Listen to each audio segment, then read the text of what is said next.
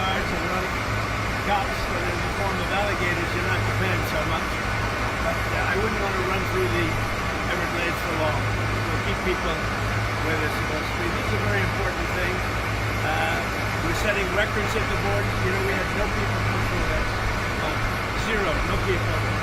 But we're going to keep it that way. So Ron did great. Well, look, we thank you, Mr. President. Thanks for your leadership. The border, you did that quicker than we knew you'd do it, but you did it so quick, which is great.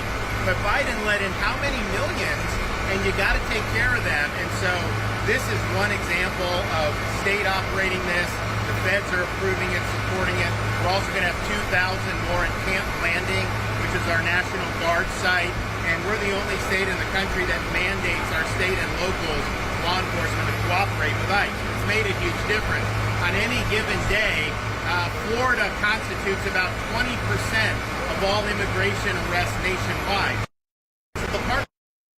So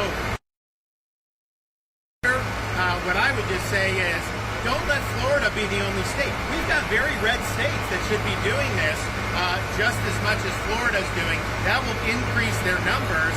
And then what happens is you'll have a lot of people that will deport on their own because they don't want to end up in an Alligator, Alcatraz, or some of those other places. So I think this is a model, but we need other states to step up. I was going to ask you, would this be enticing for other states to come up with their own model? They are doing it. We have Louisiana doing it. Big Alabama's doing it. We have a lot of states. They seem to be red states. Blue states for whatever reason. But the red states, Republican-run states, are doing it. The blue states don't do very well at security and policing. What would you say? You know, I would say that exactly right. The governor here has been fantastic in forming this partnership with the Department of Homeland Security. We were looking at different contracts with different vendors and thought, why not go straight to our governors and ask them to help us solve this problem? Florida was unique in what they presented to us, and I would ask every other governor to do the exact same thing. This is unique because we can hold individuals here, they can have their hearings, get due process, and then immediately they flown back home to their home countries. And their home countries are welcoming them. They're setting up loans for houses, they've got food assistance, they're helping to facilitate welcoming them home. I just got home from Panama, Costa Rica, Guatemala, Honduras, and they're all excited about getting their individuals back home from the United States. So there's a lot of self-reporting. There is.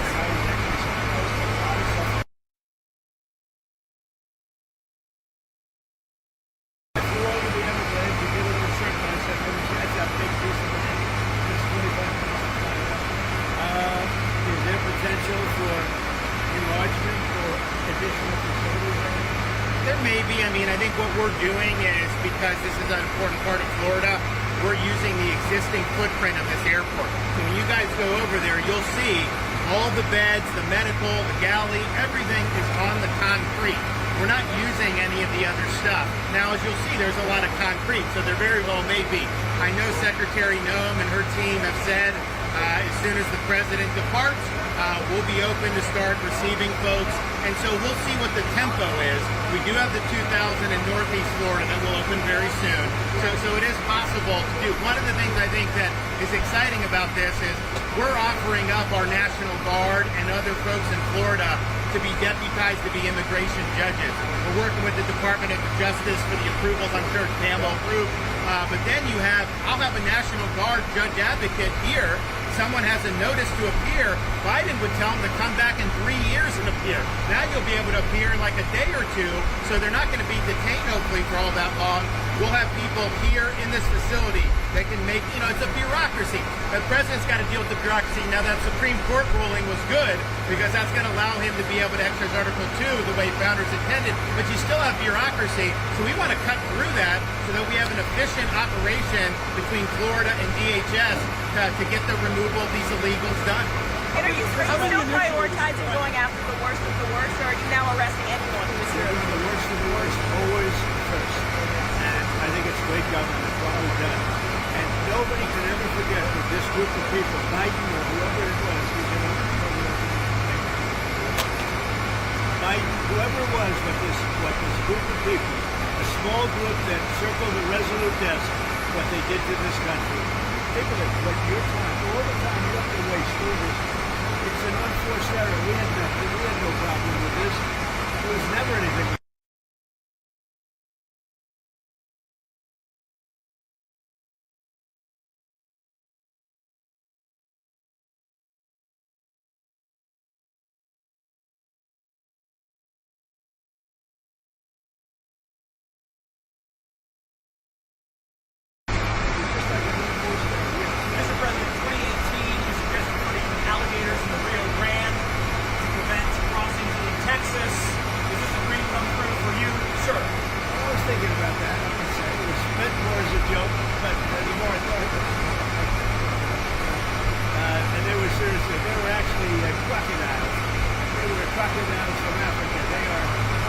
be honest.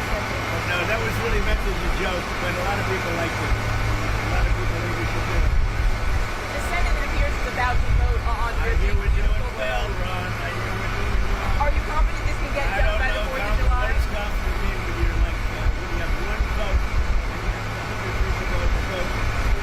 I think so. I think it's going to be the greatest bill ever passed, even for you, because you have a tremendous amount of homeland security. Tremendous amount. It's going to keep the border secure, because, you know, we have it secure now, but we need to build more wall. I built almost 600 miles of wall. We need more wall. And all of that's covered in this bill. This bill is amazing. It's an amazing bill for Florida, too. Really great. You've heard the concerns about the Medicaid, though.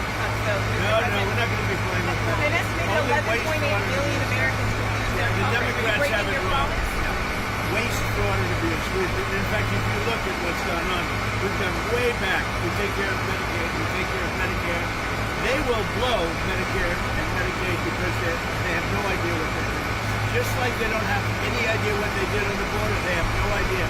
Medicaid is in big trouble with the Democrats. So you can promise anyone who loses their health care coverage that is because of waste, fraud, and abuse. Waste, fraud, only waste, fraud, and abuse, which is what everybody does.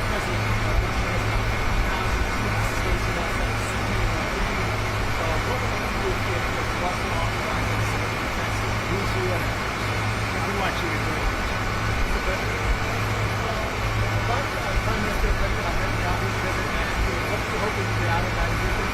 Well, it's going to be a very quick celebration.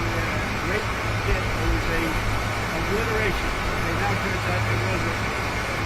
You know, they demean CNN mostly in the New York Times, fake New York Times. They demean these great soldiers. They went over that 17 hours flying, and they hit bullseye after bullseye after bullseye. It all blew up. Everybody saw it. Then they get back, and CNN said, well, they did okay, but maybe it wasn't. It was beyond obliteration. Nobody can even get down there. The tunnels are busted.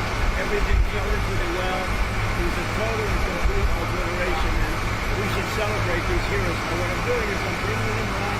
We're bringing them to Florida or to the White House. I gave you a choice. Mr. President, there's going to be a new bill called Make American Elections Great Again, forcing the U.S. Census Bureau to redo the census to actually get an account of how many Americans, proof of citizenship, are in our area, in our country, redistricting some of the House districts just off the land. Well, I'll speak for both of us. We really like this. I know all about it. We want to bring our elections back. The election in 2020 was rigged. Millions and millions of votes. It had to do with COVID and other stuff. It really had to do with their crooked people. The Democrats are very good at too big to win. And that's why I said too big to win. They tried this one too. But after about 9:02, they gave up. Too big to rig. Ron would love it. I would love it. Kristen would love it. That's what they have to do. They have to bring it back. And we have to look, Ron, they include anybody that happens to be in your state. Well, California would lose like 5 seats if they did a fair census. And even beyond that, the Biden census gypped Florida of at least 1 seat. We only got 1 seat in the last census. Are you trying to tell me that Florida only had 1 seat in that? We should have had at least 2. Texas should have had another one. That could be the difference in the House of Representatives in the majority. So I would love for them to redo the census for 26. My legislature will redistrict those lines. We'll get it to where it's fair. But as it's right now, this country is not fairly apportioned. I've got so many more millions of people in Florida that have representation because of that flawed census. Mr. President, I think it's going to do very well. A lot of people it's captivating. Everybody wants it. It's going to get in. It's going to pass. It's going to be very happy. Elon Musk is ripping into this bill again. Are you concerned the Republicans are going to be swayed by Musk and his money? No, I don't think so. I think what's going to happen is Doge is going to look at Musk. And if Doge looks at Musk, we're going to save a fortune. Thank you very much, everybody. I don't think you should be playing that game. Thank you, Mr. President. Thank you very much, everybody. Thank you very much.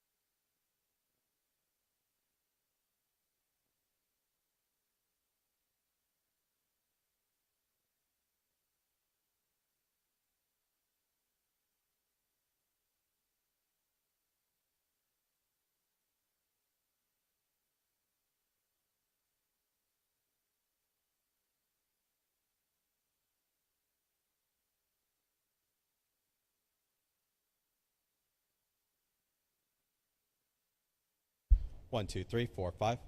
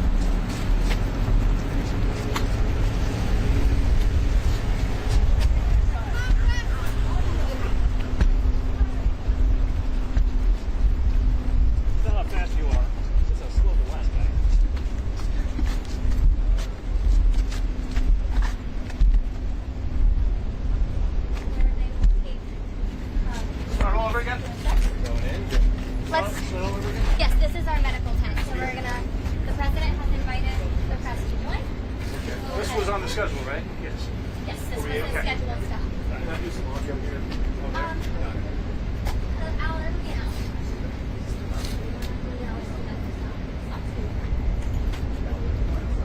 Yes, he is invited.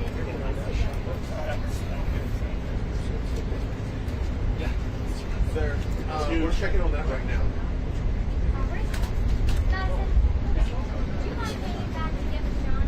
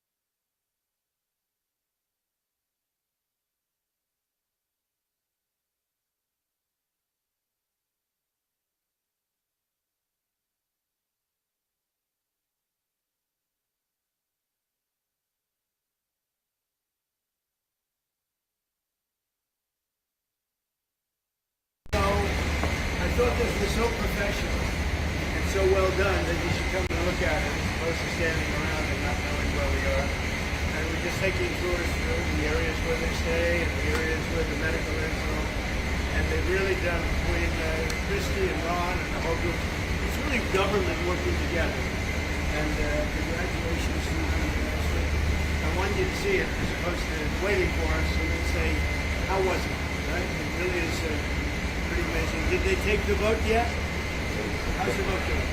I would normally be home waiting for the vote. Yes, we would. Or it'd be in Congress, but I wanted to come down. I hear the vote's going to be good. You'll let me know. You'll let me know. I will let you Have know. they taken it? What's that? They're taking it. I don't think they've taken the vote yet. Not concluded, but they are Boy, taking. wouldn't that be an upset, huh? Are you confident that this can get through the House? And is there Yeah. any wiggle room on your block? It's the greatest tax cut in the history of our country. And if it doesn't pass, it's the biggest tax increase in the history of our country. That alone, 68% increase as opposed to a massive cut. It's the biggest tax cut in the history of our country, and everybody gets it. Mr. President and Madam Secretary, CNN yesterday pushed an app that lets you track where ICE agents are. Tom Homan was saying that perhaps CNN should be prosecuted for that. That's obstruction of law enforcement. Your response? Yeah, we're working with the Department of Justice to see if we can prosecute them for that, because what they're doing is actively encouraging people to avoid law enforcement activities, operations, and we're going to actually go after them and prosecute them for the partnership of FAM if we can, because what they're doing we believe is illegal. And they may be prosecuted also for having given false reports on the attack in Iran. You give a totally false report. It's totally obliterated, and our people have to be celebrated. Not come home and say, what do you mean we didn't hit the target? We hit the target first. You know, the pilots came home and they said we hit the target first. So they may be very well prosecuted for that. What they did there we think is totally illegal. Okay, let's go. Follow us. Good on.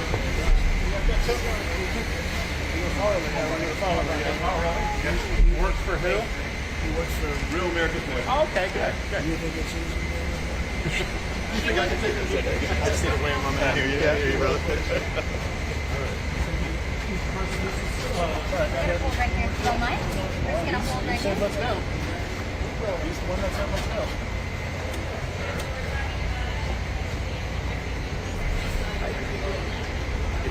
Can we move into the center over here?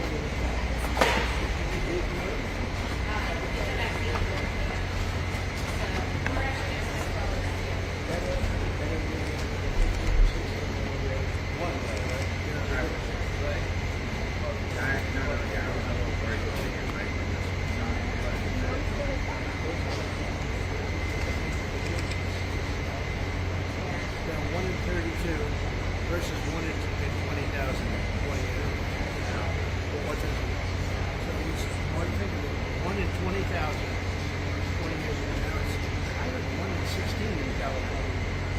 1 in 16. Not reading that. There's something. Where's the state of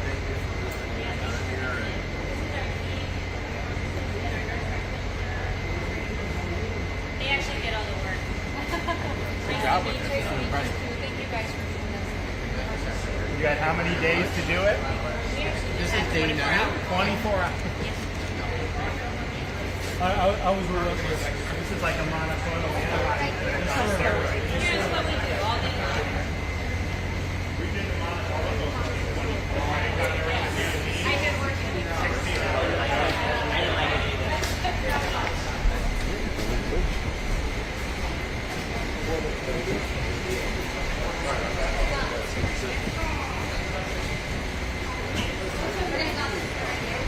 That's really good. Oh, okay, we're going outside. Watch your step, please. Okay, let's try to be.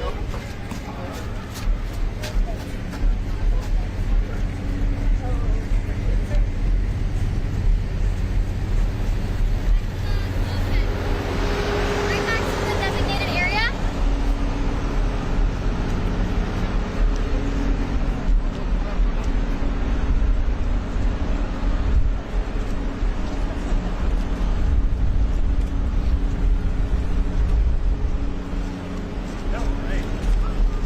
Right in front of me first. Go down.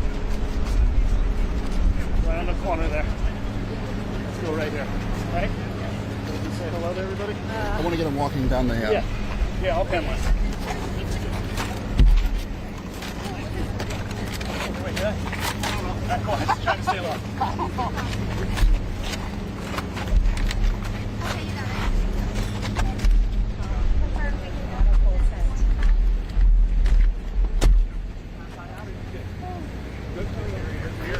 Okay, where's Jack?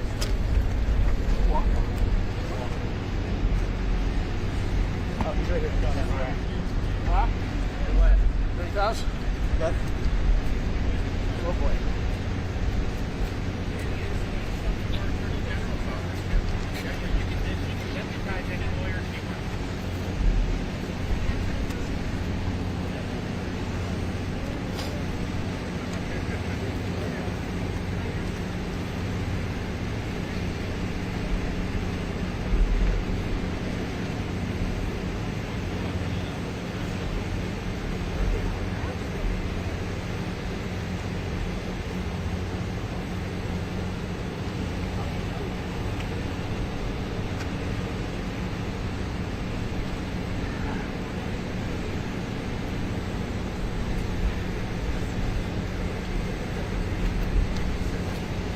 This is some of our stuff.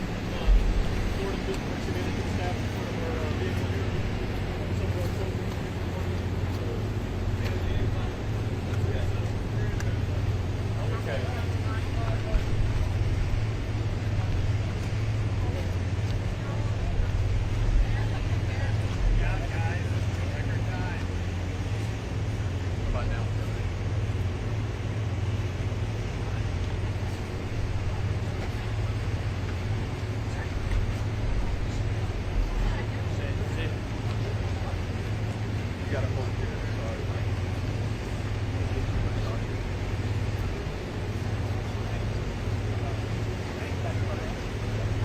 Okay.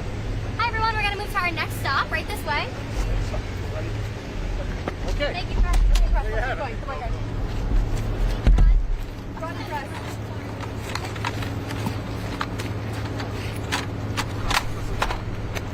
Thank you. Yep, your bag is here. All right. We're not going to miss anything.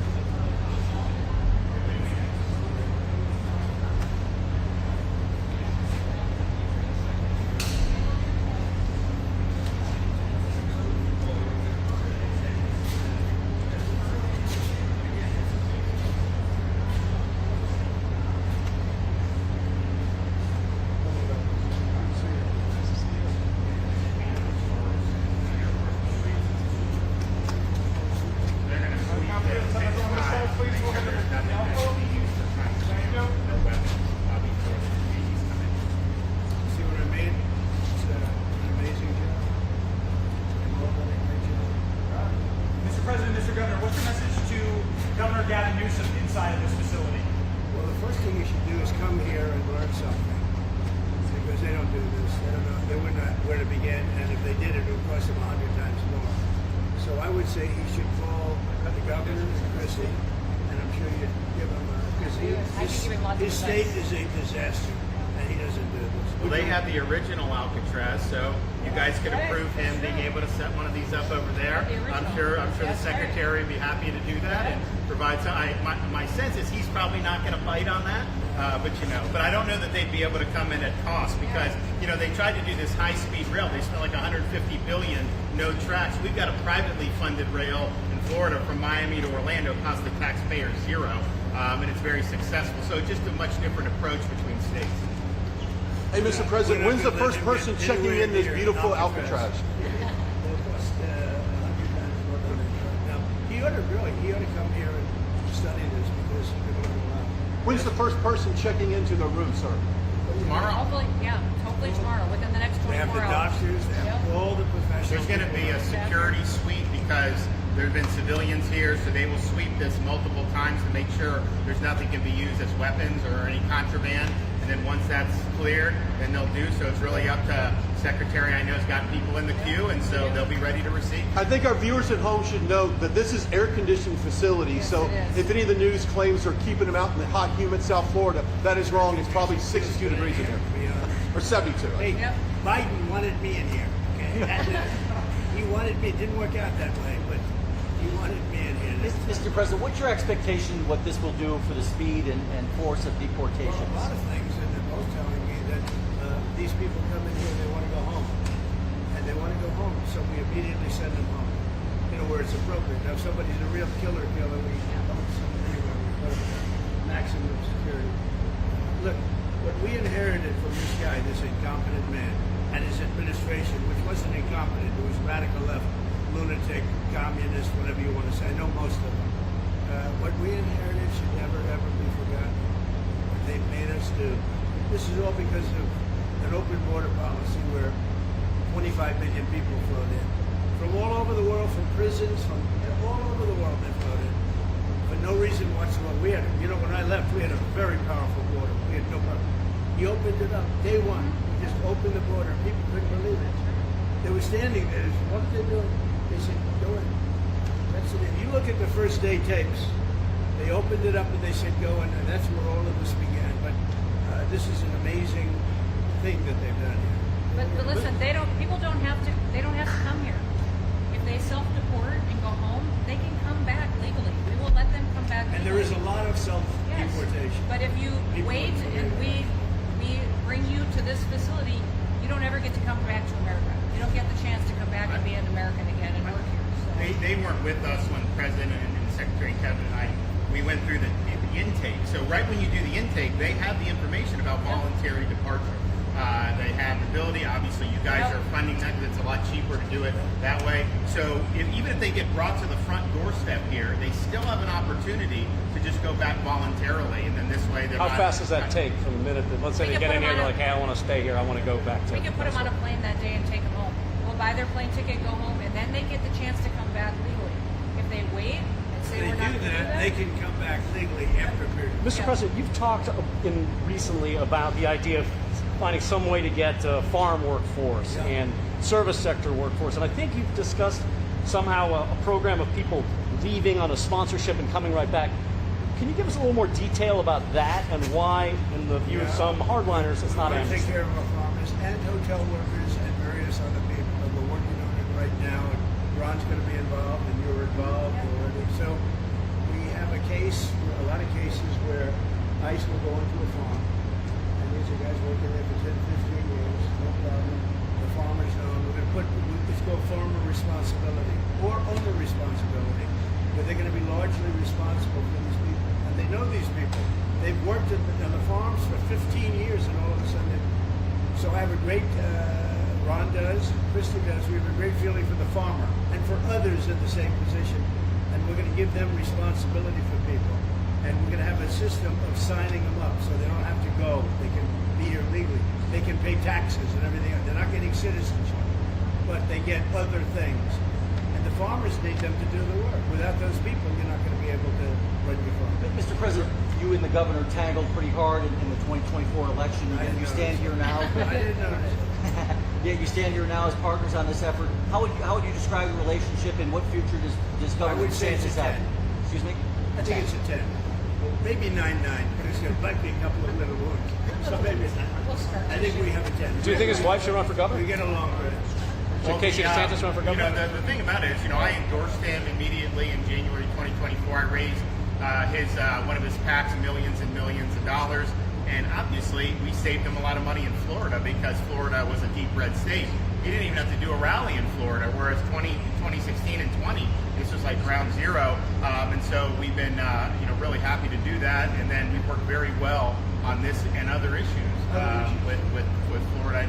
You can call him at any time, and he wants to be helpful for governors. I mean, I can tell you that. We did Hurricane Helene last year. You didn't hear from the president at the time then, but with President Trump, we know immediately. You just make the phone call. Can we ask a Gaza follow-up question? I'm sorry, like another thing you inherited.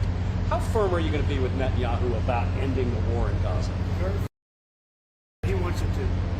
He's coming here next week. He wants to end it too. We had a tremendous success with Iran. Somebody said, when are you going to sign? I said, sign? They are so bombed out. Did you see the report issued this morning? The place was decimated. It'll be years before anybody even gets down there. So that's not a priority, but we'll have a report and we'll have whatever we want. We'll get whatever we want from Iran. And I think and I hope they will have a good, they have massive sanctions right now, biting sanctions. It's going to be very hard for them to do anything with those sanctions. And I look forward to maybe there'll be a time when we get along with them and they can rebuild their country. But is there a point where you tell Netanyahu, like, you've got to end this now, you got to strike a deal? Well, he wants to. I can tell you he wants to, and I think we'll have it. I think we'll have a deal next week. Thank you. That's what I think. Mr. President, did you intend to announce your pick for successor to Jay Powell earlier than say, or as early as say the summer or this fall? Will I do something about who it's going to be? Yes. I don't know. Hey, she'd be a good candidate. I do. She'd be a good candidate. Anybody would be better than Jay Powell. No, he's causing us a fortune because he keeps the rate way up. I think it's Trump derangements and personally, but we have a very strong country. We're the strongest country. Look, our country right now is at a level that we haven't seen for 40, 50 years. What we're doing now is nobody's seen anything like it. I told you, I was in the Middle East. The King of Saudi Arabia said to me very strongly, he said, you know what? A year ago you had a dead country. Now you have the hottest country in the world. We do. We have the hottest country in the world. Thank you very much. I was going to say Syria. We'll be seeing it over the next couple of years. Also, those type of industries. Will Kilmar or Brego Garcia be the first to make here?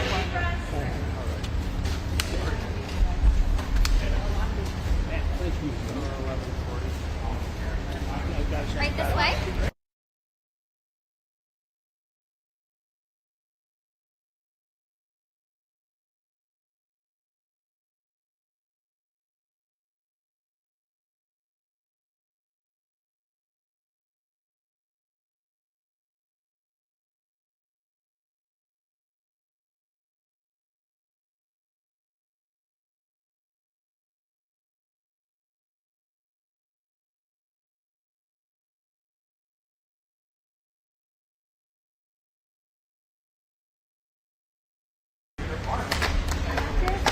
Yeah, I got the bag. I'm moving. TV. Let's keep moving. Guys, come on.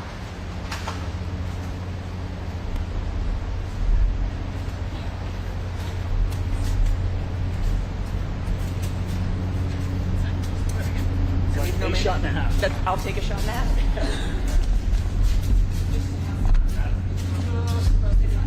Yeah.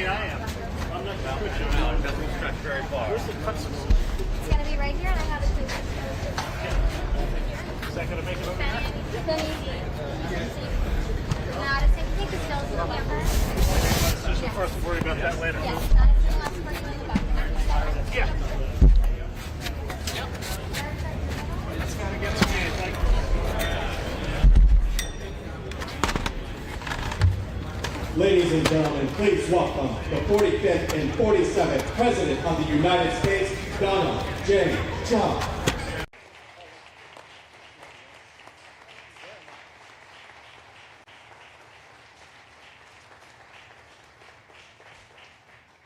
Thank you very much. You've done a fantastic job. Even the microphone works well. That's good. Wow. Well, I'd like to just thank everybody for the incredible job they've done. I love the state. As you know, Ron and I have had a really great relationship for a long time. We had a little off period for a couple of days, but it didn't last long. It didn't last long, and a lot of respect for each other. And it's a great honor to be deep in Florida, the Florida Everglades, to open America's newest migrant detention center. It's incredibly built, and you're seeing that yourself. That's why I said, let the press join us on our walk so they can see what's happening. It's known as Alligator Alcatraz, which is very appropriate because I looked outside and that's not a place I want to go hiking anytime soon. But very soon this facility will house some of the most menacing migrants, some of the most vicious people on the planet. We're surrounded by miles of treacherous swampland, and the only way out is really deportation. And a lot of these people are self-deporting back to their country where they came from. Quite a few. We're amazed at actually the number. We took the FEMA money that Joe Biden allocated to pay for the free luxury hotel rooms, where he's paying hundreds of millions of dollars in New York City, and we used it to build this project. And Ron, was just a little fraction of that money. The money they spent on that project, I happen to know the real estate developer. He's a very he never really made that much, but he became very wealthy. With luxury, he didn't do well. With people that are not exactly luxury, he's made a fortune. I want to thank Florida Governor Ron DeSantis and Secretary of Homeland Security Kristi Noem, and Florida Attorney General James Uthmeier. Where is James? Where is he? You do a very good job. I hear good things. I hear good things about you from Ron too. No, you really do. He's even a good-looking guy. That guy's got a future, huh? Good job, James. I hear you did really, really fantastic. Worked hard. You're like in the construction business for a few days, right? Congratulations. For all the hard work and to make this facility possible. It's amazing. Thanks as well to Florida Agricultural Commissioner Wilton Simpson. Where is Wilton? Where are you, Will? Hi, Wilton. Been a long time. Thank you. Congressman Byron Donalds. Where's Byron? Hi, Byron. How are you? Good. Florida Speaker of the House, Daniel Perez. Daniel? Daniel, thank you, Daniel. Why, you didn't want to sit up here with us, Daniel? Executive Director of the Florida Division of Emergency Management, Kevin Guthrie.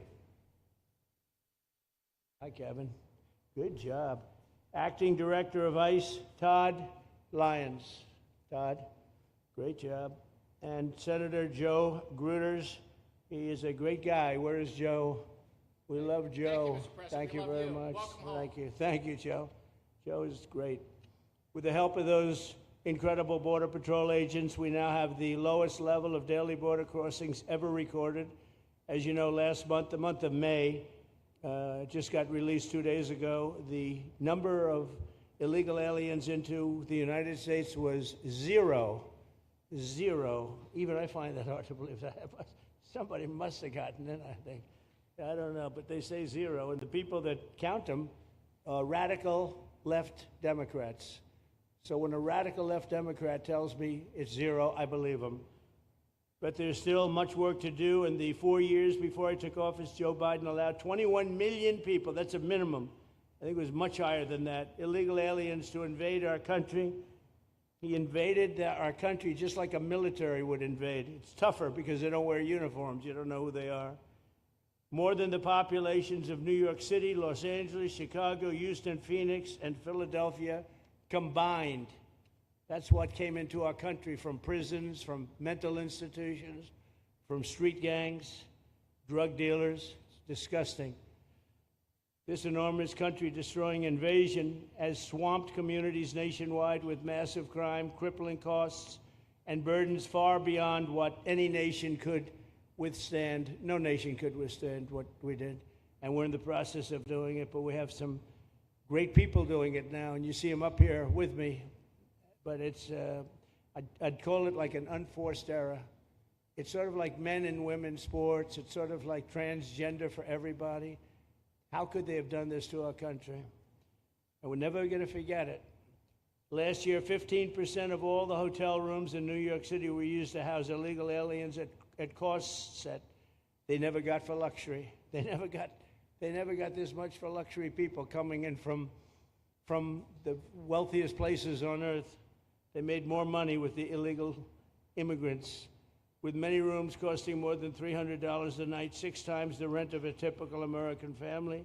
In Denver, Colorado, the city was forced to cut $10 million from its police and fire department budget as part of a $90 million plan to house illegal aliens. And it's a population that's growing and growing and destroying Denver and growing.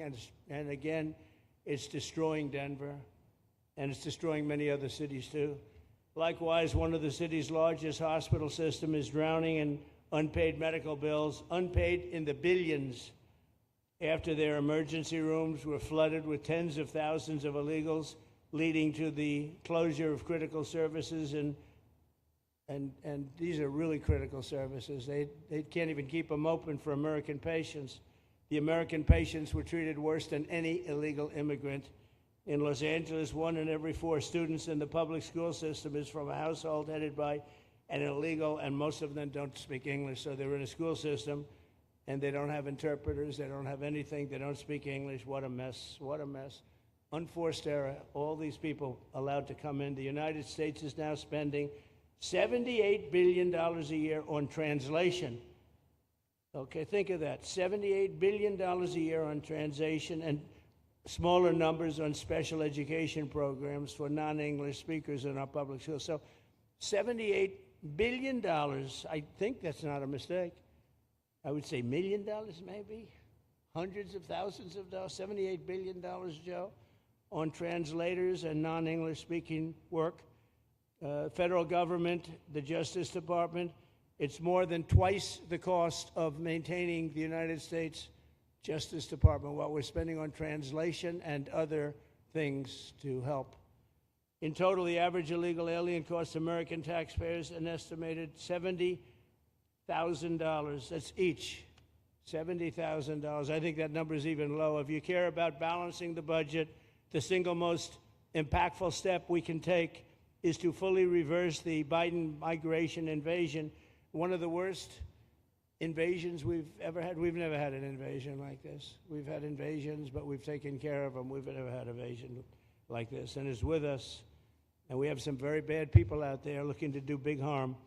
That's why the One Big Beautiful Bill includes funding for 3,000 new Border Patrol officers and 10,000 new ICE agents. And I've gotten to know the Border Patrol and ICE very well. Unlike Kamala, she was the border czar, but she never saw the border. She never made one phone call. She was some border czar. She would have been some president. Probably would have been slightly better than Biden, though. I had to run against both of them, you know? The one guy, it's like a fighter. You knock out the one guy who's doing badly, then they put somebody else in. But fortunately, she was a stiff also. Otherwise, I would have been very angry. I would have been extremely angry. The heroes of ICE will also help round up and remove members of the savage drug cartels which are coming back into our country. And we got them out. Now some of them came back in. We just got them out again. And that's going to be a vicious cycle. But these are foreign gangs. They're horrendous people, killers, that have infiltrated our territory, including 8 which we have designated as foreign terrorist organizations, which gives us a lot more power for speed and getting them out much easier. And we had a great court victory, as you know, on Friday that allows us to do what we have to do from the Supreme Court of the United States.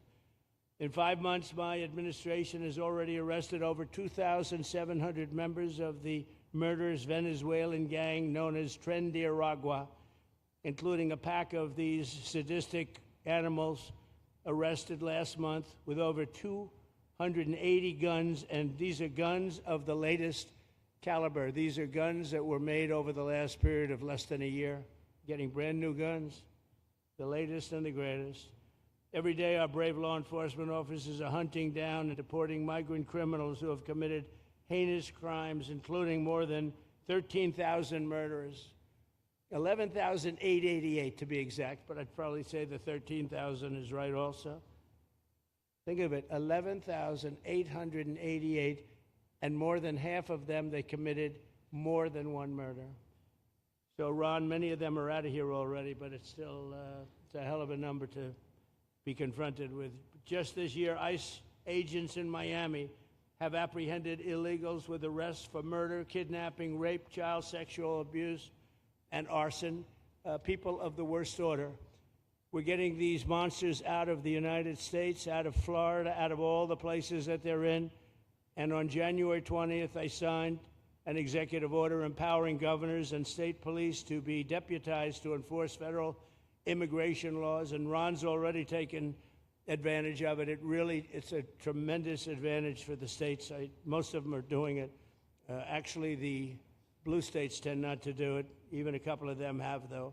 And I want to express my tremendous thanks to the state of Florida for embracing this opportunity and being a true partner. They've worked so well with the federal government. It's been just a beautiful, beautiful partnership. So, Ron, I'd like to thank you personally. You are my friend, and you'll always be my friend. And we may have some skirmishes even in the future. I doubt it, but we'll always come back because we just we have blood that seems to match pretty well. We have a relationship that's been a very strong one for a long period of time, and I appreciate it, very much appreciate it. And also, Secretary Noem, I'd like to have you say a few words. You have been unbelievable, the job you've done. You and our favorite person, Tom Homan, have done, and your whole staff, because it's a lot of people, and Tom acknowledges it all the time. He respects you so much. He respects the staff that you both built. And you're really doing one of the great jobs. And it was great that you could work with Ron in Florida so well. Built such a great facility. So please say a few words. Thank you very much. I don't know if this will work. Well, thank you, Mr. President. First of all, I want to thank you for putting the safety and the security of the American people first, and the way that you never lose focus on making sure that America stays our priority and that the families that live here get the chance to grow up and to raise their children in communities that are safe and that give them an opportunity to pursue the American dream. This facility here is a fantastic representation of what can happen when all of government works together and when it's accountable to the taxpayers and to the citizens that live here. The President signed an executive order that allowed us to build partnerships with states and with local law enforcement officers, which is exactly how things should function in this country. More power, more authority given to people locally so that they can take control of their own destiny. And so we have already been working under the 287G program to deputize law enforcement officers, whether they be state highway patrol, local sheriff's departments in all of our states, and allow them to go out with our ICE officers, our border patrol officers, and make sure that we're getting the worst of the worst off of the streets. We also recognize that as we've been doing that and returning people back to their home countries, that we need detention facilities. We need beds to put them in place so that they can have their due process before they return home. And this facility is exactly what I want every single governor in this country to consider doing with us. What happened to start this conversation was that a young man named Jimmy Percival in my office, my general counsel, who came from Florida and used to work here, called up the Attorney General and the governor and said, hey, what do you think about partnering with us on a detention facility that we could put in place that would allow us to bring individuals there? There's an airstrip close by. You guys volunteered the assets that you have and the connections that you have and worked with Kevin extensively so that we could come here, have their due process given, and return them home to their countries. And in 8 days, this facility has been stood up. And I want everybody to recognize that detention facilities that ICE adheres to is a higher standard than is required at state levels, at local Department of Corrections facilities, sheriff's offices. This is a state-of-the-art facility, air-conditioned, isolated, though, for security purposes, which is very helpful. And I appreciate so many people being willing to work together to make a project like this happen. Right here on this location, we'll have about 3,000 beds. Other location will have another 2,000 beds that will allow us to bring individuals across the country that we are bringing in and incarcerating for violating our laws and immediately get them out of the country as soon as we possibly can. It's exactly what we need to be perpetuating in other states. And what I would say is, I want all of you to notice these flyers that we've got, is that everybody who sees these flyers or anybody who sees these news clips should know you can still go home on your own. You can self-deport. If you go on the CBP Home app and go home now, you will get the chance to come back to the United States legally. You will get the chance to come back and do it the right way. If you don't, you may end up here. And you may end up here and being processed, deported out of this country, and never get the chance to come back. That is the consequences of breaking the law in the United States of America. Listen, our job is to uphold the law. This is a country of laws. We have a border now, and because we have a president that cares and recognizes that we need to be a nation of borders and a nation that upholds the law. If you break the law, there's consequences. We will deport you, and you will never get to be a United States citizen. You'll never even get to come back here and work and to pursue the American dream. But if you decide you want to go home now, go home, and we'll help facilitate it. We'll buy your plane ticket. We'll get you there. In fact, I just got back from Panama, Costa Rica, Guatemala, Honduras. Those countries are excited to get their citizens home. They're setting up programs to loan them money to buy houses when they get there, help them with food assistance, get their children educated, scholarships. They want their citizens that are living here in the United States illegally to come home and to be a part of their economy and help their countries grow. So this is a win-win for everyone, and I just want to end, Mr. President, by thanking our law enforcement officers, by thanking our ICE officers and our Border Patrol officers for what they do every day. They are out on the streets, and violence against them has increased over 500% since Trump has gone back into the White House, because he's upholding the law and because a bunch of liberals, socialists, and Marxists are out there lying about what President Trump is doing. President Trump is upholding freedom by what he is doing. The freedom to live safely in this country and to do things legally and to have justice. And because those liberals, and I'm calling out you, CNN, I'm calling you out because you lie every single day about what these operations are. We are going after murderers and rapists and traffickers and drug dealers and getting them off the streets and getting them out of this country because Joe Biden let the worst of the worst come in here. The other day I was talking to some marshals that have been partnering with ICE. They said that they had detained a cannibal and put him on a plane to take him home, and while they had him in his seat, he started to eat himself, and they had to get him off and get him medical attention. These are the kind of deranged individuals that are on our streets in America that we're trying to target and get out of our country because they are so deranged they don't belong here. And they shouldn't be walking the streets with our children. And they shouldn't be living in the communities with our families who just want to grow up, go to job, raise their children to grow up and get a job and to live the American dream. So thank you to all of our law enforcement officers, those in our military that have been helping, our National Guard. Thank you to Governor DeSantis for stepping up and being an example to other governors. I hope my phone rings off the hook from governors calling and saying, how can we do what Florida just did? How can we do exactly what they did? Because we need this big, beautiful bill.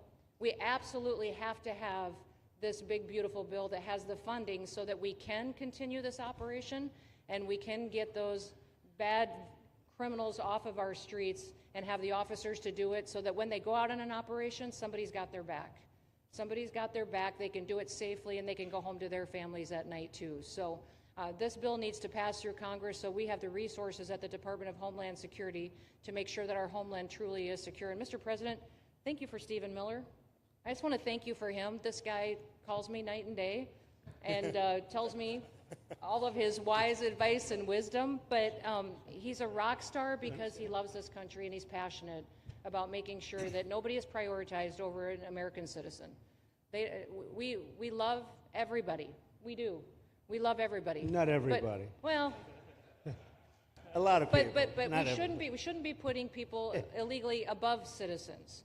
We should be making sure that we do things right, and that's what America has always stood for, and we're an example to the rest of the world because we do it right. So, Mr. President, you surround yourself with great people, and I think that's because everybody wants to work for the greatest president that the United States has ever had, and that's President Donald J. Trump. Thank Thank you you, very sir. much, Chrissy. That's Thank so you for nice. your... Thank you. Thank you very much. And I have to say that You know, when Christie's name was put before me by Tom Homan, by the way, because I wanted him for the border, and somehow I thought that was going to be good in that sort. But he didn't want the upper job, and I said, "Who do you recommend?" Christie Noem. I said, "Oh, are you kidding? She's great, but she's such a fine, elegant person." He said, "Sir, she's tough as hell." I said, "Are you sure? You are tough as hell, I tell you, and you do it in a very nice way. But you are. If you ever saw her ride a horse, she rides a horse like she should be in the rodeo. She's like an unbelievable horse person, and you've done a fantastic job." And Steve Miller would even agree to that. And he likes nobody, by the way. I don't think he likes anybody. And another one we like is Ron. And Ron, would you say a few words, please? Sure.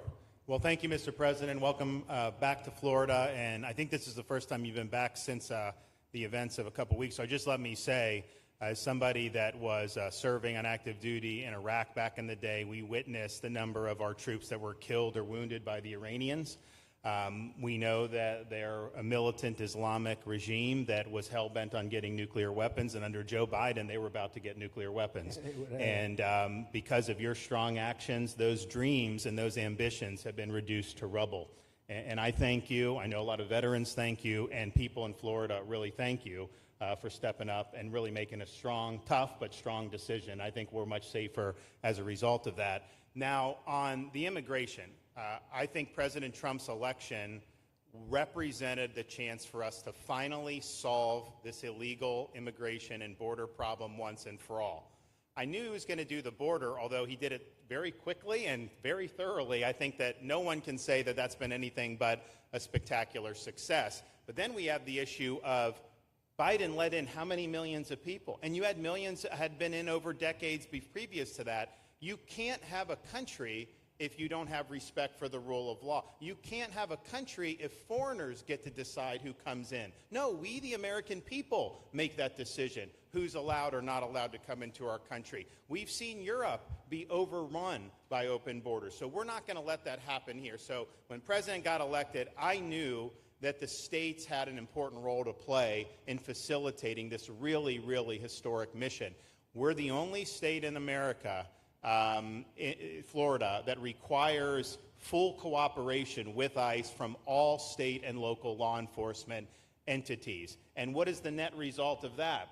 We have these agreements for these 287G task force with sheriff's departments, police departments, state agencies, and it's really instrumental in rounding up a lot of really bad people who shouldn't be here. If you look at the number of those full-blown 287G agreements that have been executed around the country, the state of Florida accounts for 60% of those. If you look at the number of immigration arrests of illegal aliens on any given day, the arrests happening in Florida constitute between 15 and 20%. Nationwide. So we're all in on this because we understand how important it is to our citizens. It crowds schools, it crowds medical, it crowds housing. Yes, you have illegal alien crime as well, and people want the problem solved. And the only way we're going to solve it is if states like Florida step up and help the president, help Secretary Noem get the job done. Now, this facility here was really in response to us working with DHS and ICE from the time the president got sworn in. And the number one thing they kept coming back to was, Biden decimated the agency. I mean, let's just be clear. You could have illegals in Florida. Biden would just release them. Even when they had notices or they had orders to be removed, Biden wouldn't send them back. So their interior enforcement collapsed under Biden. So they're building it back up. But they're like, we need detention space in order to be able to bring about more deportations. And so what we have here can hold 3,000 now. We have 2,000 facility up at Camp Blanding that we're going to be open, which is our National Guard site. But think about what you have here. They come here, say they already or been ordered to be deported. You drive them 2,000 feet to the runway, and then they're gone. It's a one-stop shop. And this airport that's been here for a long time is the perfectly secure location. It's going to make a big difference. And let me just thank everyone who was involved. We got the call from DHS a little bit more than a week ago, and here we are 8 days later with this facility open, and as soon as Air Force One departs, it'll be swept, and it'll be open for business to be able to do. But our goal here is to process them and be able to effectuate their return to their home country. This is the opposite of what they were doing in New York. by just putting them up in a hotel and then just letting them stay there indefinitely. No, we want to be able to send back. And when you walk into the processing, the President and I, Secretary Noem, Kevin Guthrie, walk through that initial intake, the first thing you see is information on how to go home on your own. Why would you want to come through Alligator, Alcatraz if you can just go home on your own? I think a lot of people are going to make that decision. So you're going to have a lot of deportations that are going to be done by the administration, but I think you're going to have a lot of voluntary as well. So this is a force multiplier for the President's efforts. I would just say and echo what Secretary Noem says. There is no reason why other states can't be doing it. And I know Louisiana, Texas, a couple of them, but we've got if only the red states did this, they would be able to expand their capacity by tens of thousands, maybe 50, 100,000 on a given day. That's how you really start to make a difference. And so we're proud to be able to partner with the Trump administration on that. Mr. President, thanks for coming down. I think you highlighting this is going to move the needle in a big way throughout the country, and I think it's going to help all of us achieve the really big results that I think our voters want to see. Thank you, Ron. Great job. Thank you. Thanks, Ron. Thank you, Mr. President, for the opportunity. My name is Kevin Guthrie. I'm the Executive Director of the Florida Division of Emergency Management. And I'd also like to thank President Trump and the Department of Homeland Security Secretary Noem for joining us here today and for their continued support. I want to thank first by thanking the man to my right, and that's Governor Ron DeSantis, whose bold leadership and swift action made this project possible. Make no mistake, this facility would not be standing here without the President, the Secretary, and the Governor's vision and determination to uphold the rule of law. Florida is and will always be a law and order state. Even before the President took office, the Governor made it clear that illegal immigration would not be tolerated in the state of Florida. When the President and the Secretary asked Florida to help, the Governor empowered our state and private partners to work collaboratively and deliver real results on a rapid timeline. The Florida Division of Emergency Management is best known for leading the nation in hurricane response and other natural disasters. We understand how to act fast without bureaucracy in the face of any emergency. Our teams built roads in 8 hours, bridges in 3 days, base camps in 72 hours, and full causeways in 2 weeks. Getting things done quickly, efficiently, and correctly is at the core of our mission. We simply just want to be the best at what we do in the nation. When the Governor called me, and we answered, and we were proud to bring our logistical expertise to the table. We know how to set up base camps for guardsmen, first responders, linemen, volunteers, and other aid sources, and distribute that in a matter of days before a storm. We're able to translate this knowledge to what we did here at Alligator, Alcatraz. Florida has put the best teams together who check their individual logos and egos at the door to get this done. Not just for you, Governor, but Mr. President, for you as well. There are over 13 different vendors that came together to get this solved in 8 days. Truly a whole of private sector partnership to get that done. Behind you on these boards, in only 8 days, we have built a fully compliant detention facility with a detainee capacity of up to 3,000 people, with room for additional capacity if you asked us to do so. The detention facility includes over 158,000 square feet of housing and is a fully aluminum frame structure rated for winds of 110 miles an hour or a high-end Category 2 for those people that don't think that we're taking that into consideration. This is Florida, by the way. Power supply is fully redundant with backup generators in place. We've put a staff village here on site with a capacity of 1,000. Our services are hot meal 3 times a day, 24/7 medical facility, pharmacy, air conditioning, access to indoor and outdoor rec yards, legal and clergy support services, laundry. Our security element is over 200 security cameras throughout the facility, more than 28,000 feet of barbed wire, 400 plus security personnel to include 200 men and women, soldiers and airmen underneath Major General John Haas's command as the Adjutant General of Florida. And it's all surrounded, as you pointed out, Mr. President, by 10 miles of beautiful Florida Everglades. Contingencies, as with all state correctional facilities, we have a hurricane plan. We will not wait for a Cat 2. We will follow our normal evacuation procedures as we do for any other facility statewide in our great state of Florida. We have on-site fire and EMS resources so that we do not we don't burden the locals with any type of response. All in all, sir, this has been a perfect state logistics exercise for this hurricane season. Everything we did here in the last 8 days, God forbid, if we have a hurricane, we're going to do it again. This was a dress rehearsal for us, and we are ready, willing, and able to support you, sir, the governor, secretary, and everything that you need us to do. Just a week ago, it was a taxiway and a runway, and now is a fully functioning facility. We are happy to support you, Mr. President, Governor, Secretary. Fantastic job. Thank you.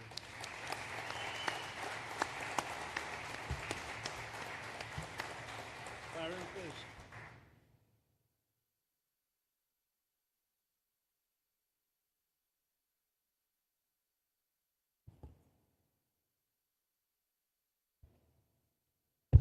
There we go. First of all, Mr. President, we all have to thank you for your leadership and for the mandate that the American people gave you to finally secure our borders and to deport criminal illegal aliens and longstanding illegal aliens out of the United States. That is a mandate given to you by the American people. I know Secretary Noem, Stephen Miller, Governor DeSantis, myself, on behalf of the other members of Congress in the Senate, and of course here in Florida, we are behind you 100% in that mission. To the governor, I really appreciate you and commend you for your leadership on this, taking swift, decisive action to building this facility. One of the things that has occurred because of the work you did earlier this year with the legislature is that our sheriffs are out there every single day. They are arresting these criminal aliens in our streets, and they're seeing some backlog in their jails. So this facility primarily goes to address some of that backlog and then to help us fulfill the mission that the president has led us to. So Governor, thank you for your leadership and thank you for your decisive action on this. It really does mean a lot to all the people of Florida, of course the people of the 19th Congressional District. Secretary Noem, I mean, what can I say? The president's right, you're double tough. So we appreciate all your leadership. You and Tom Homan have been doing a great job. And I'm actually going back to D.C. after this because we have to vote on one big, beautiful bill in the House. We have to get that to the president's desk so we can get you the resources that you need to fulfill the mission that the American people have asked us to do. I totally agree with what Mr. Guthrie has said. This is a logistical marvel when something like this occurs. We've seen Florida Department of Emergency Management answer the bell time and time again. The governor has said we need to accomplish this, and DEM gets that job done.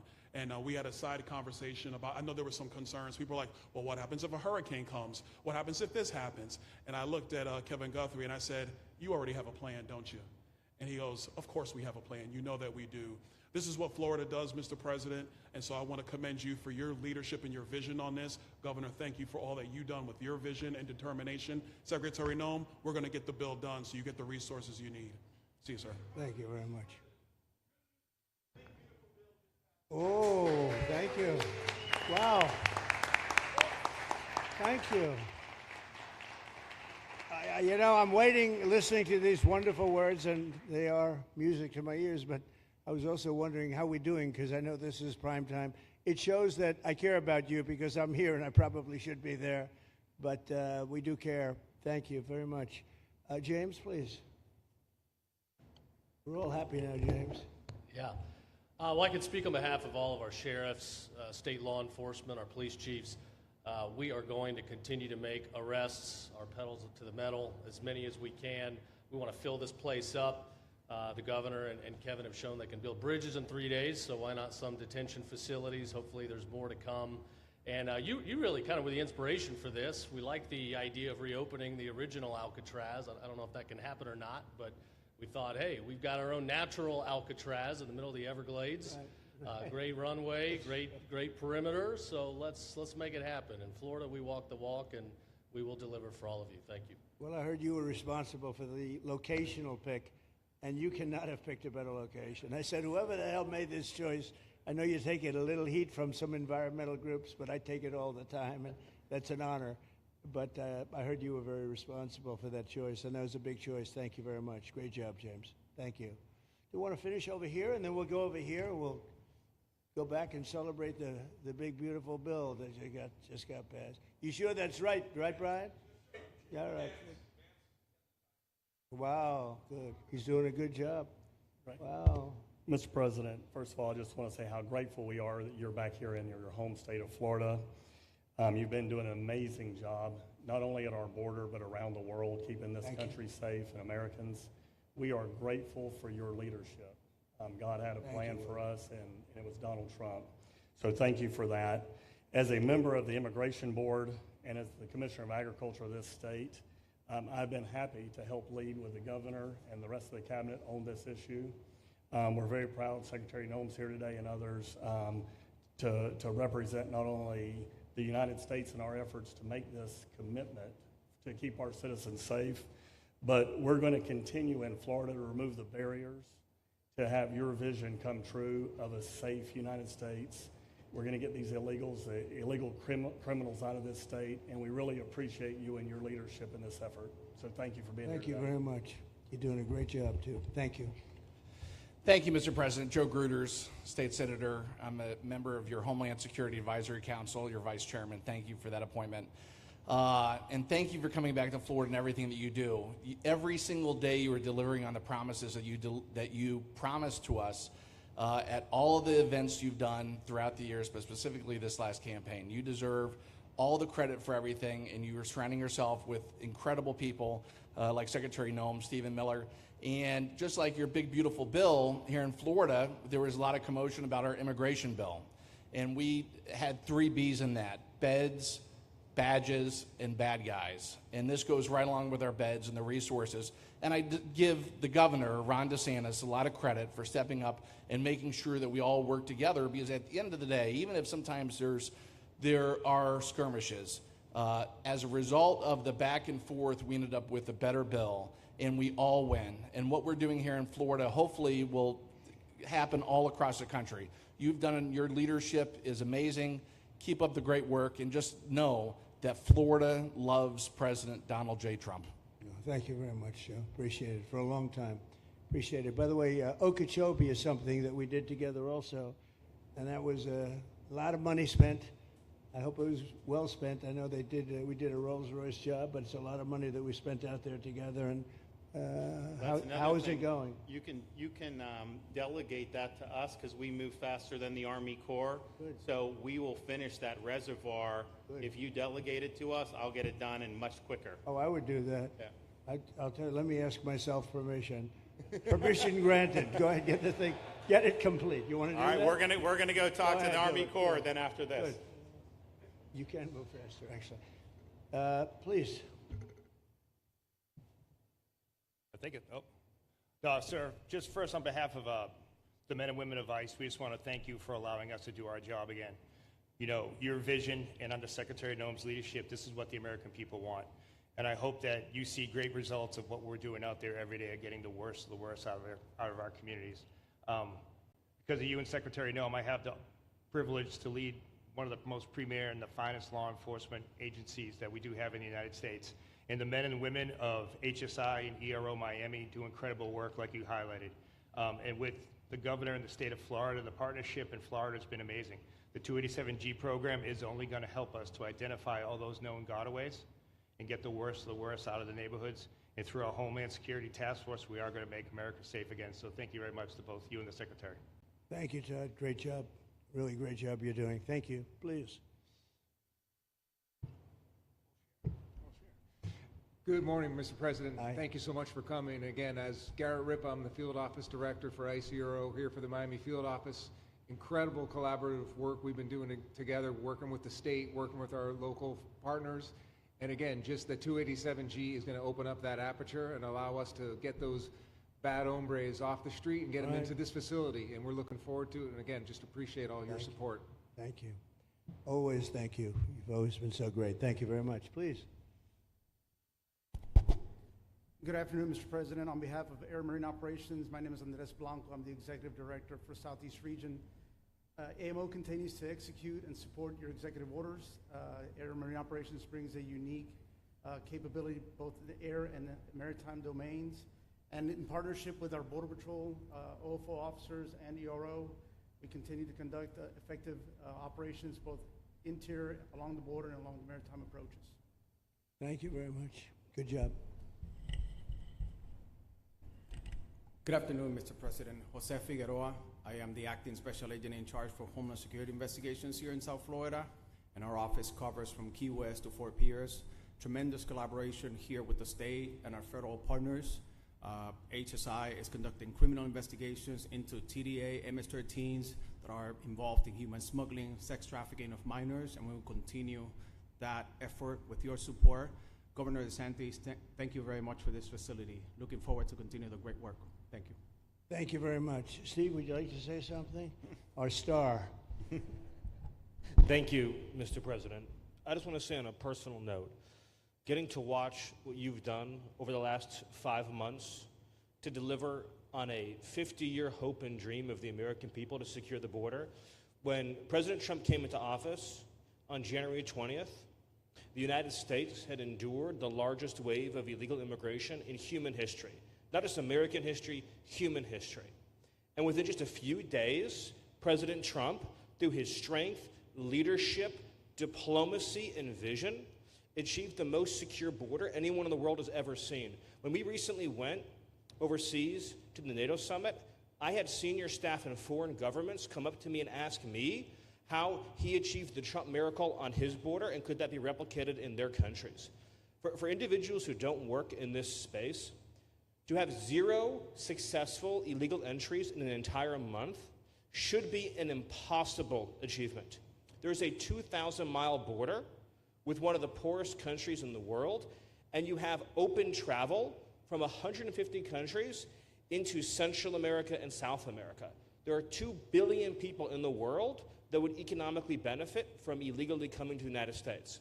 And through the deployment of the military, through the deployment of novel legal and diplomatic tools, through the building of physical infrastructure, through the empowering of ICE and Border Patrol and the entire federal law enforcement apparatus, President Trump achieved absolute border security. And now, once this legislation is passed, he will be able to make that with those resources permanent. Watching what you've done, sir, has been one of the honors of a lifetime. I'm proud to be able to play any role in it.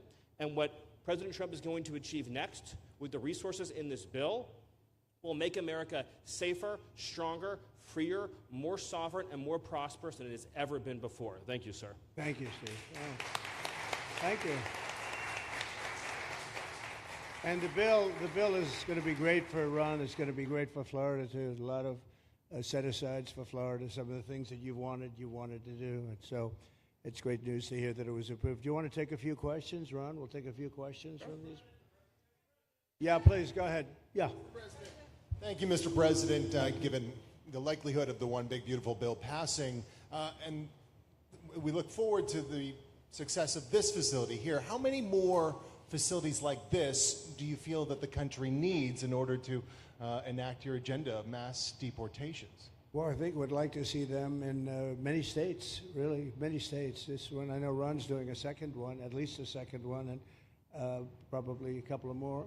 And, you know, at some point they might morph into a system where you're going to keep it for a long time. You know, it's not that far away from jails that take years to build, and money is spent and wasted, and, you know, like the railway that they have in California that costs like 40 times more than it was supposed to cost. The same things happens with prisons. You look at this in a short period of time, Ron, James, and some of the people that really worked on it along with our people, they did this in less than a week.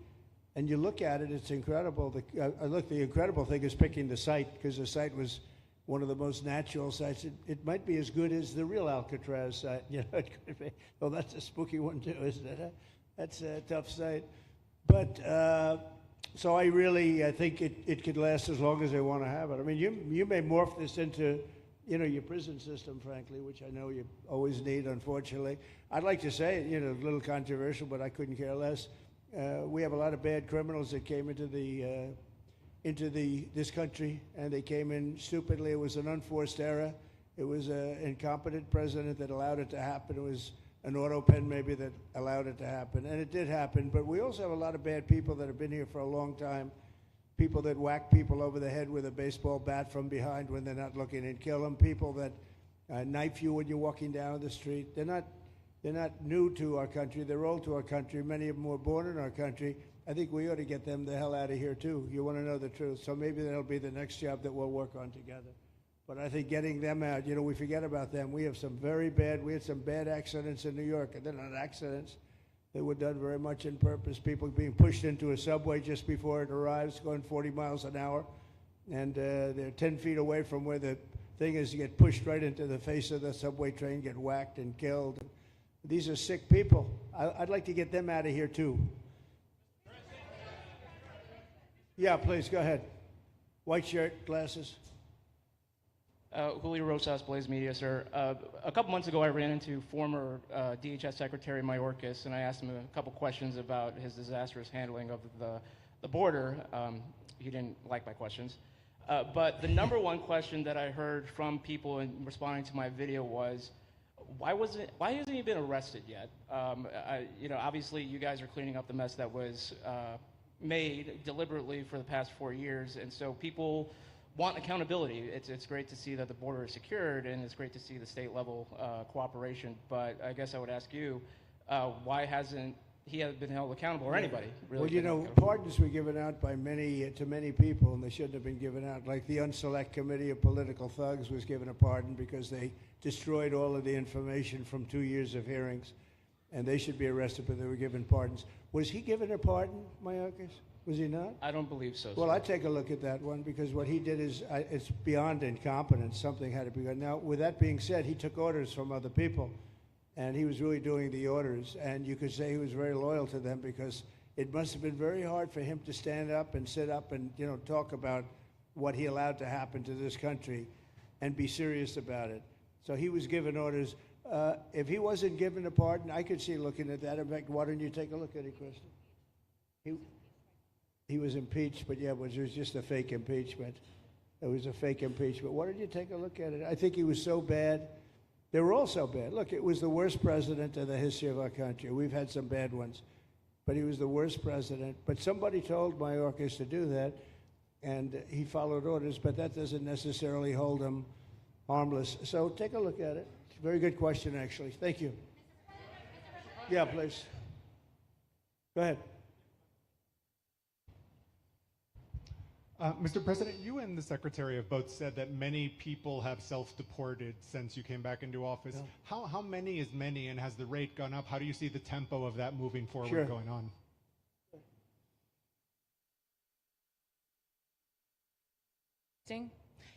We have had several 100,000, but also we have many that have self-deported not even using the CBP Home app.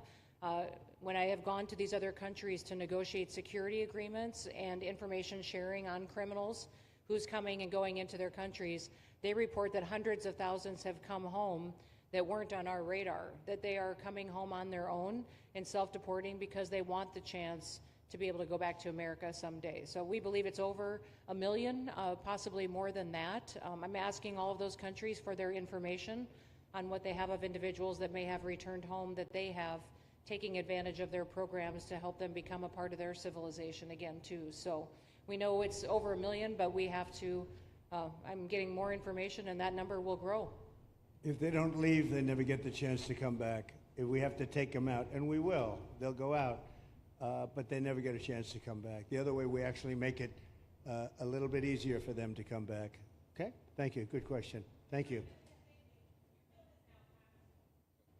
The bill is now passed in the Senate, but we are already hearing from some Republicans in the House who say they cannot get on board with the changes that were made to the bill in the Senate. What is your message to those holdouts? Well, I just heard that about the Senate, and the bill just passed, and it tells you there's something for everyone. I mean, it's a great bill.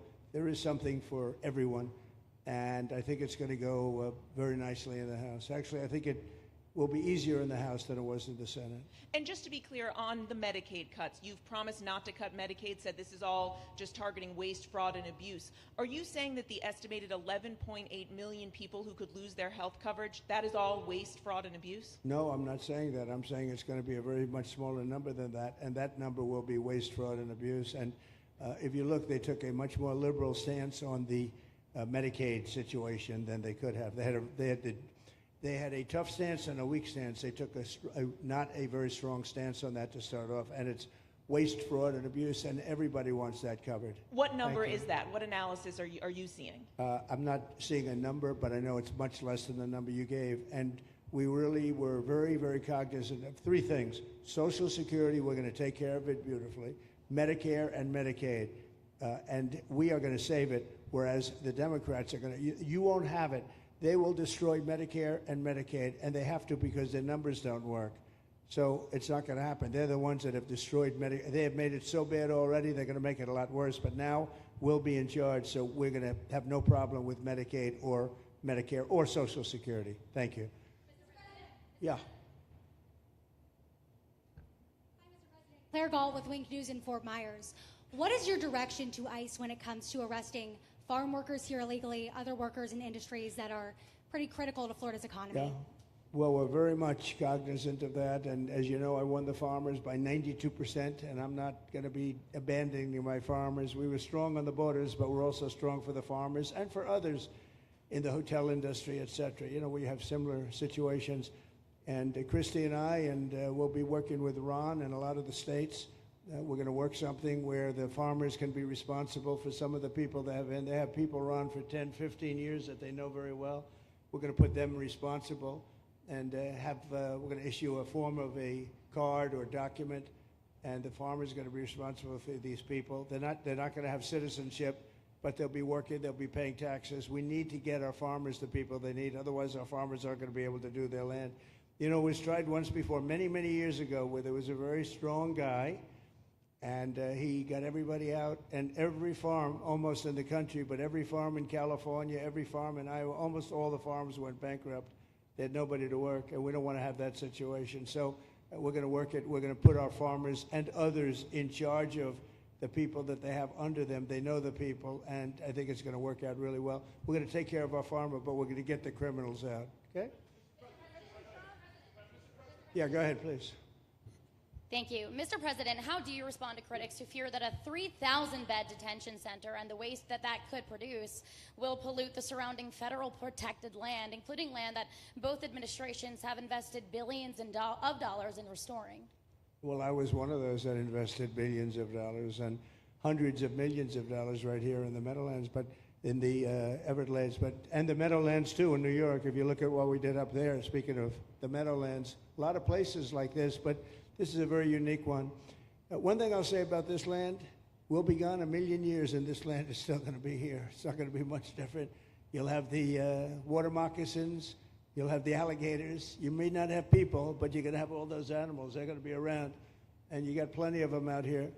I think it was a brilliant choice, and I think almost anybody in his or her right mind would say this was a brilliant choice. I give the governor a lot of credit for using this piece of land. And in addition to that, it's on top of something that was already developed. It's an airport. You know, you have the runways, you have so it's already been developed. So it's not like you're dropping dirt right into the thing. There was zero movement of that. That was done many years ago because the airport's very old, but it was an abandoned railroad, an abandoned airport. And frankly, it's like perfect. And you can do expansion on this site substantially without doing anything. So the people, I heard them complaining about the Everglades. There's no, I don't think you've done anything to the Everglades. I think you're just enhancing it. This was already here. How long has the airport been here? Decades. Many decades, yeah. And they have, Kevin, all these guys, you know, have a waste plan, like the wastewater gets trucked out, potable water gets, literally, they have, even our DOT has put things up in case there's any seepage, which we don't. So you are literally doing this on concrete that's already here. So I don't think those are valid and even good faith criticisms, because it's not going to impact the Everglades at all. President's been a champion. We've been a champion, really changed the game in Florida on it. I think it's just people don't want to see illegal immigrants deported, and that's their ideology, and they have a right to that. But illegal immigration's unpopular, so they know that they're going to have less effect trying to do it. So they're going to try, oh, well, no, it's just about the Everglades. But really, I think a lot of those people, they just don't want to see illegals deported. Because if you actually hear everyone's here, you obviously know there's zero land that's being disturbed. Well, you know, when we talk about popularity, though, I will say I ran on the issue of illegals, and we have to get them out. And I won 82% on that issue. So I think that they may not like certain aspects of it, but ultimately they do not want them in their country. And if this is a part of a use. But I think from an environmental standpoint, it's incredible. In fact, when we landed that very big, heavy plane today, they came out and checked it fairly. I think they want the president to be able to land on a piece of concrete that's not going to go 6 feet underground. And they checked it. They came back and they said, this thing is really solid. So it's been there a long time. It's going to be here a long time. And it was a great choice of a site. Thank you. Yes, please. Brian, go ahead. Yes, sir. The people of Syria were recently seen on the streets waving American flags, chanting Trump, Trump, Trump. They're so appreciative of the economic sanctions that was lifted on that country, giving them a little bit of hope for prosperity. You want to comment on that? Well, they're great people, and the man that is leading them has a reputation. He was the head of some pretty tough organizations, and a lot of people criticized me for that. I said, well, what are we going to do, take him out of a day school, a country day school? It's going to be, by nature, I would think, Ron, they'll be pretty tough, and he is pretty tough. But I met him, spent a lot of time with him, good guy. I took off the sanctions because if I didn't do that, they wouldn't have had a chance. And Syria has a chance. The people are great. They work hard. They're very smart. It used to be a place of professionals, accountants and lawyers and doctors and high academic credentials in that part of the world. And I think it's going to work out great. I took off the sanctions, and they were very appreciative. They were shocked, but they were very appreciative. We're giving them a chance at survival. With the sanctions, it couldn't have worked. Thank you. Mr. President, your beloved New York City may well be led by a communist soon, Zorhan Mandami, who in his nomination speech said he will defy ICE and will not allow ICE to arrest criminal aliens in New York City. Your message to communist Zorhan Mandami. Well, then we'll have to arrest him. Look, we don't need a communist in this country, but if we have one, I'm going to be watching over him very carefully on behalf of the nation. We send him money. We send him all the things that he needs to run a government.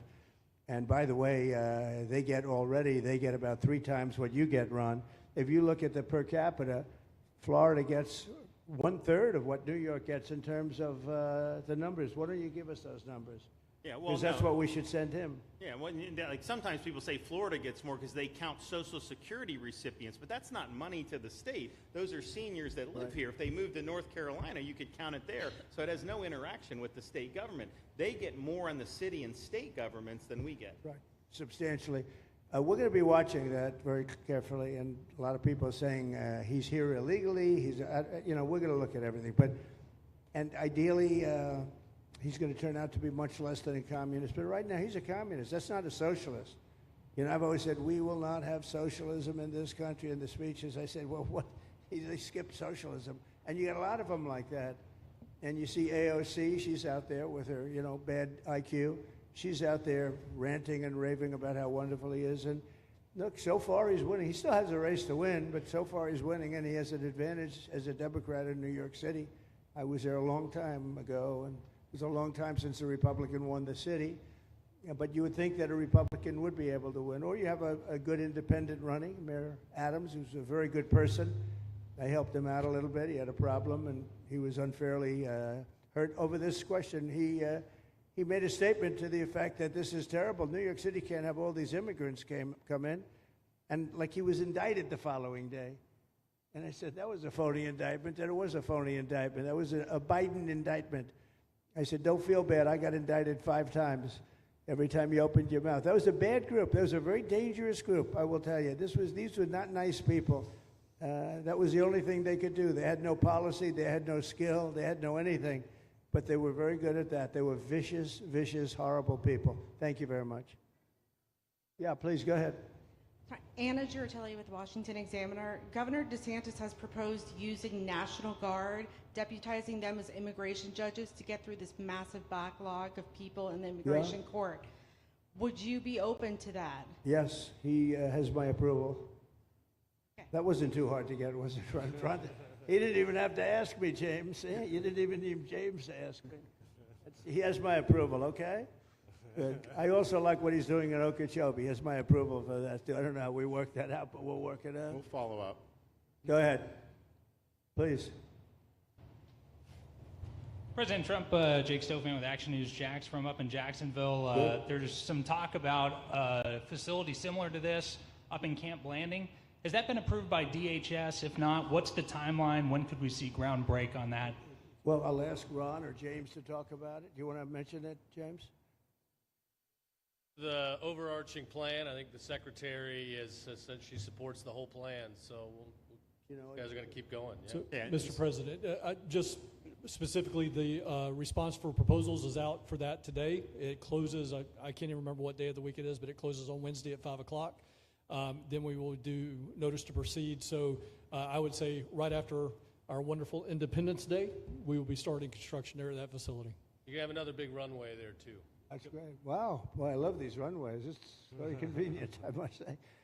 Having a runway is a nice thing. Today, you don't get runways approved. I will tell you, it's tough to get a runway.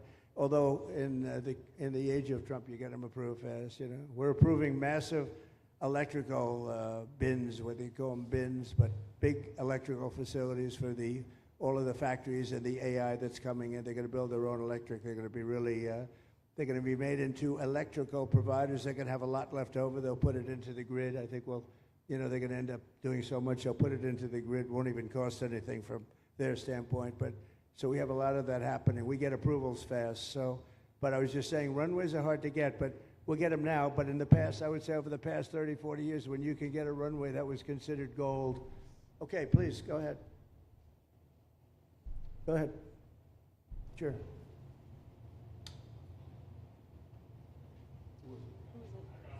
Okay, go ahead. Yes. President Trump, Laverne McGee, News 6 Orlando. You fulfilled several campaign promises along with the help of Governor Ron DeSantis. What is the next campaign promise that you plan to fulfill to the American people? So we have turned this country around in less than 6 months. And when I was away, and I was telling Ron, I was telling some others, I've said it a little publicly, I guess, but I met a lot of very important people. The King of Saudi Arabia, I was there 2 weeks ago, and Qatar, the leader of Qatar, who's great, and the leader of UAE, who's great. These are very substantial people, very smart people, and good people. And all three of them said essentially the same thing, along with many other people, because I just left NATO. NATO's we took it up to 5%. Nobody can believe that one run. That would be hard, but nobody believes that. What happened in NATO, over $1 trillion a year from like nothing. It was an honor. But every leader said that a year ago, this country was dead. They had no confidence in the United. They really felt it was a dead country, and it was some bad things were going to happen. But they used the term, it was a dead country, and now they said you have the hottest country anywhere in the world. We're the hottest country in the world right now. And we turned it around fast. I thought it would take longer than this. We turned it around fast. Some of it was psychology, and we had to know how good we were. But others was getting rid of rules, regulations, and all of the things that I got rid of already. I signed more executive orders than anybody in history, times like 3 or 4.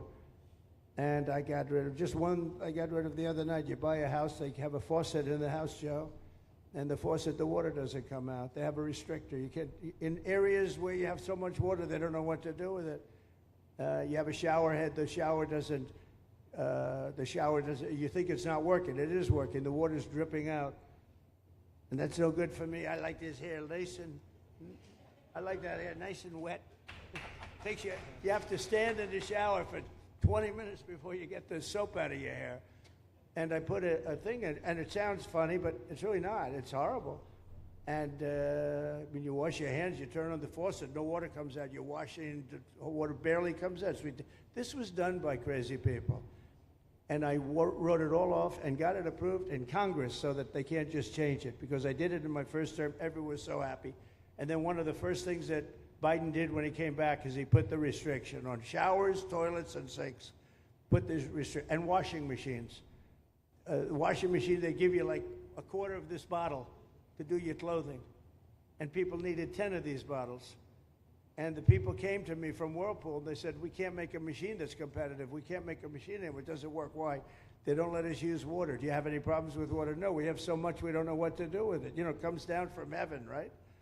And I approved all of that, the washing machines, the whole thing. The dishwashers, that was the other one. They give you like this much water right up to there to do your dishes. So people, you know what they do? They keep pressing the button.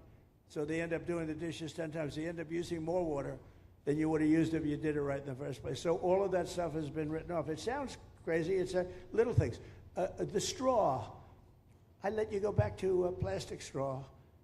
I was tired of having straws melt in my mouth, you know? It wasn't working. The paper wasn't working too well. So these are little things that I did. Then we have the big things. We have the biggest things, and that has to do with some of the subjects we're talking now. I think the things we're talking about now are the biggest, because if you don't have borders in this country, borders and good elections, and we're working on that next. There's some bills coming in that's going to make sure that you're a citizen, that people aren't counted in the voting when, you know, they were here and they're here as illegals and they're criminals in many cases, and they give them a count, and you end up with extra congressmen. We're going to work on that. We're going to straighten that out next. That's going to be easy compared to what we were doing. But we did the big things too. But little things like that, a straw, little things like a washing machine with no water. People go out, they spend all their money on a washing machine. The damn thing doesn't work. You can't use the water. Then you go to your sink, and that doesn't work either. You're stuck. You know what you do? You have dirty plates the next day. That's it. And we solved so many common sense problems. And they weren't easy. You know, there are people that really believe in this stuff. But, you know, most states have so much water, they don't know what to do with it. And look at North Carolina. I mean, they had a lot of water, and they have to get restrictors on their, you know, on their kitchen faucet. So we're very proud of the things we did, and we're going to do a lot more of them. Yeah, please, go ahead. You guys in good shape. Hey, it's Eric Bowling. How you doing, sir? Something we've talked about for, I'd say, better part of 20 years. I think it's something near and dear to your heart, energy, our energy security. Yeah. Under Joe Biden, average price of oil for the 4 years was about $79 a barrel. He drained the SPR halfway down, promised to replenish it, never did. Right. Under you, first term, $53 average price for 4 years. Biden was $78 for 8 years. It was never refilled. The question is now it's $64 or so. Yeah. What coming down rapidly. Coming down, and what a great opportunity to fix another one of Joe Biden's problems, one of the things he broke in America, giving us the energy security of an emergency SPR, Sure. fill it to, maybe even go beyond and fill it to 1 billion barrels this time at a much cheaper price. Thoughts on the energy sector? So it holds 77 million barrels, and we had it up to the top, if you remember. And I was proud of that, and I made a deal to buy it at the lowest price of oil. It was a good deal, good instinct. And we filled it up, and when he came in, he started using it to keep oil prices down because he blew our energy policy out. Energy and his bad spending is what caused inflation. So now we have no inflation. Gasoline just hit $1.99 today in 5 states. $1.99, isn't that a nice sound? It was up to $4, and going up to $5, $6, and $7. In California, it was $7.70. But we just hit in five states $1.99, $1.98.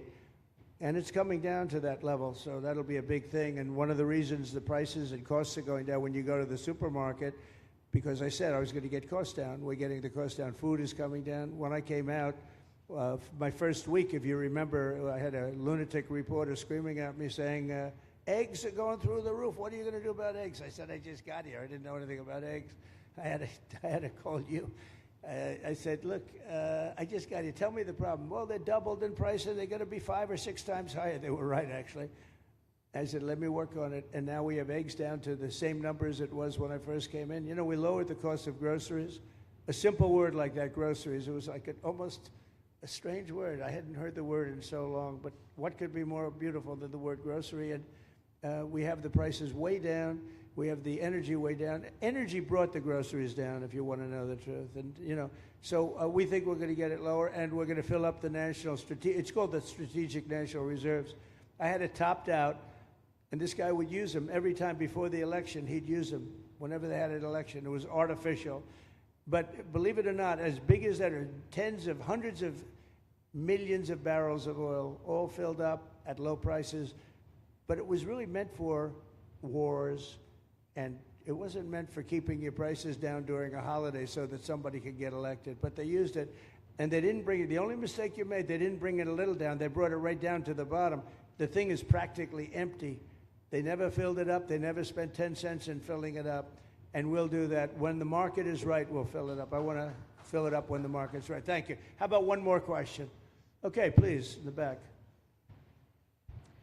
Dana Marie McNichol, Fox News Channel. Mr. President, is there an expected time frame that detainees will spend here, days, weeks, months? And does that have anything to do with the immigration judges you just spoke about being trained and staffed here? When you say, what was the first part of your question? Who? Is there a specific time frame you expect the detainees to spend here, days, weeks, months? In Florida? Yes, here at Alligator, Alcatraz. I'm going to spend a lot. Look, this is my home state.